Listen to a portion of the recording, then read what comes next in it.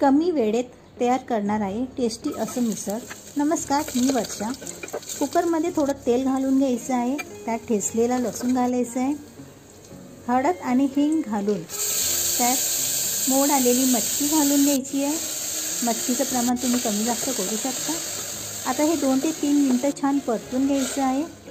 आता यात थोडं जास्तीचं पाणी घालून एक शिट्टी काढून घ्यायची आहे।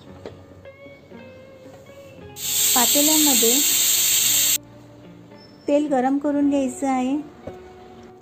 यात थोडं जास्तीचं तेल घालायचं म्हणजे तरी छान येते। मोहरी तडतडली की त्यात कढीपत्ता घालायचा आहे,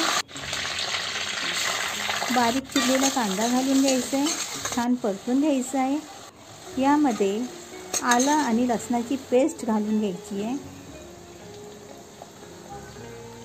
सुके मसाले घालूया, लाल तिखट, कांदा लसूण मसाला आणि हळद घालून छान परतून घ्यायचं आहे। आता यामध्ये टोमॅटो घालून ते छान अगदी मऊ होईपर्यंत परतून घ्यायचं आहे। छान असं एकजीव झालं पाहिजे। आता यामध्ये धने पावडर घालून घ्यायचं आहे। ते परतल्यावर यामध्ये मोड आलेली मटकी जी आपण उकडून घेतली आहे ती घालून घ्यायची आहे।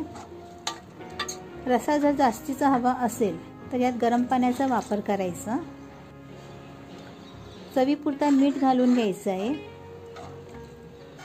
आणि 4 ते 5 मिनिटं हे शिजवून घ्यायचं आहे। तयार आहे झटपट होणारी मिसळ। नक्की करून पहा। धन्यवाद। माझ्या चॅनलला लाईक, शेअर आणि सबस्क्राईब नक्की करा।